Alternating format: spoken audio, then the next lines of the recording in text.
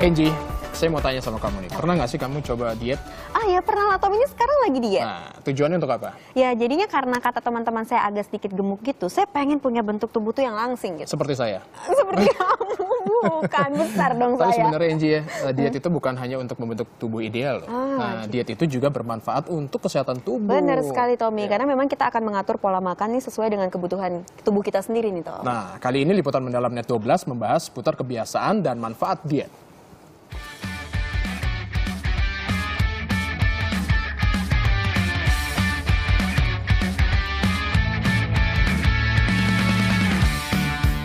Sebagai makhluk hidup, makan jadi kebutuhan dasar manusia.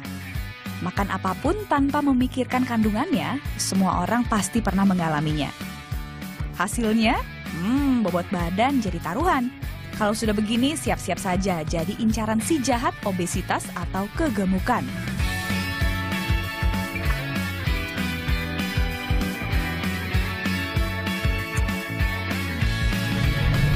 Nasi uduk komplit ini emang paling enak dimakan sama kerupuk. Tapi kalau kerupuknya habis kayak gini, saya harus mikir-mikir kalau mau nambah. Karena kandungan dalam 100 gram kerupuk setara dengan 2,5 piring nasi putih.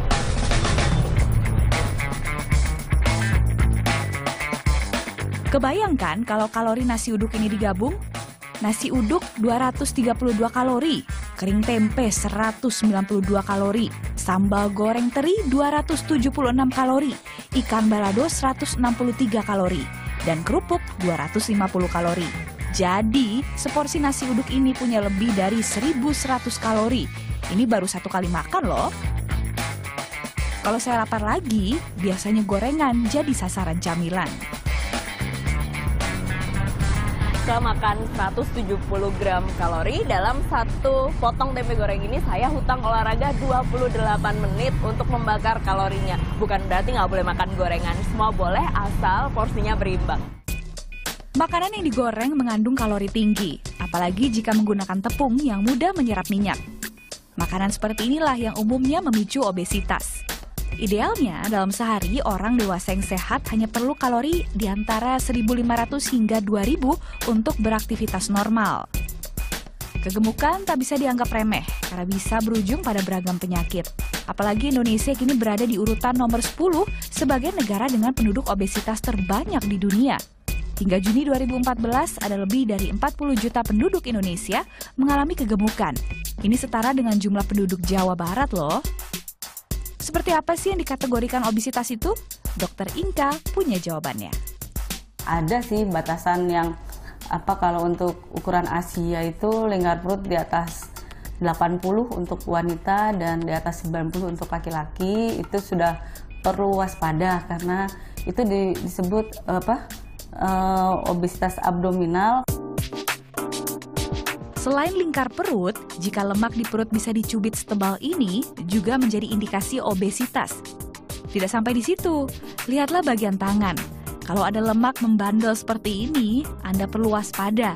Apalagi jika ada selulit di sana, tandanya ada tumpukan lemak.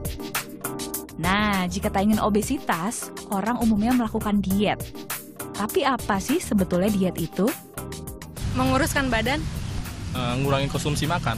Untuk mengurangin berat badan. Nurunin berat badan. Diet itu untuk sehat. Diet itu menjaga pola makan.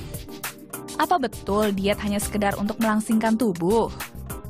Hanya seputar berkisar membatasi asupan makanan. Ya, padahal sebenarnya diet hanya adalah yang betul adalah pengaturan pola makan, makan yang baik, yang betul, makan yang sehat.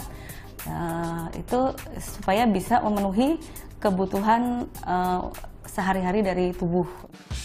Jadi diet bukan sekedar untuk menguruskan badan loh ya, tapi mengatur asupan makanan yang harus dilakukan oleh semua orang mulai dari bayi hingga lanjut usia. Masih ingat dengan 4 sehat 5 sempurna kan? Nah, kini pola makan sehat digantikan dengan piramida gizi seimbang. Kalau secara umum sih gizi seimbang itu yang paling atas top dari piramid itu adalah yang paling sedikit boleh kita konsumsi, yaitu yang dibatasi adalah asupan gula maksimal 4 sendok makan sehari, asupan garamnya 1 sendok teh sehari dan juga maksimal, dan asupan dari minyak. Minyak itu maksimal 5 sendok makan sehari. Itu yang top, yang cuma sedikit boleh. Nah, di bawahnya baru asupan dari sumber protein, baik protein hewani, daging, ikan, telur, maupun protein nabati, tempe, tahu, kacang hijau, kacang kedelai, kacang tanah ya. Nah, itu masing-masing 2-4 porsi sehari. Di bawahnya lagi sayur dan buah. Minimal sayur dan buah kita 5 porsi sehari. Nah, tapi paling nggak sayur itu boleh 3-4 porsi sehari, dan buahnya boleh 2-3 porsi sehari. Dan yang paling bawah itu adalah bahan makanan pokok. Tapi bahan makanan pokok kan Indonesia sekarang kenalnya nasi. Sebenarnya bahan makanan pokok nggak cuma nasi kan, kentang, ada ubi, ada singkong, ada jagung, ada sagu. Itu kita bisa bervariasi. Jadi diharapkan setiap kita makan ada tiap kelompok makanannya itu dengan jumlah yang seimbang dan bervariasi. Tapi banyak juga loh orang yang menjalani diet yang salah. Nggak makan malam. Ngurangin konsumsi makan, nggak pernah makan malam. Cara saya diet itu mengurangi pola makan. Misalnya nggak makan malam atau dikurangin makannya. Makannya dikit biar kurus. Enggak makan malam. Banyak ya yang menjalani diet tidak tepat, sama sekali tidak makan malam justru bisa mengganggu metabolisme tubuh. Makan malam sebaiknya dilakukan sebelum jam 7 malam. Pastikan Anda makan secara teratur dengan gizi yang seimbang.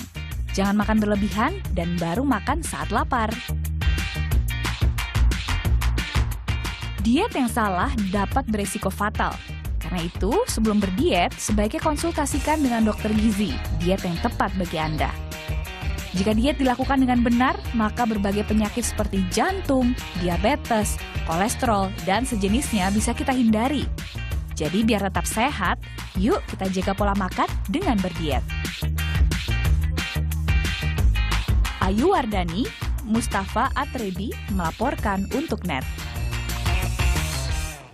Jadi yang paling penting konsultasi dulu ke ahlinya sebelum melakukan diet. Iya, kalau misalnya bisa salah, yang ada merugikan diri sendiri. Benar. Dan yang terpenting juga nih, tujuannya dilakukan untuk kesehatan tubuh. Iya, jangan benar sampai sekali. hanya pengen ramping, kurus, tapi sering sakit-sakitan. Jangan sampai Salah, Tom ya. Memang karena mendapatkan tubuh yang ideal ini tentunya dari pola hidup sama makanan yang ideal juga nih Tom.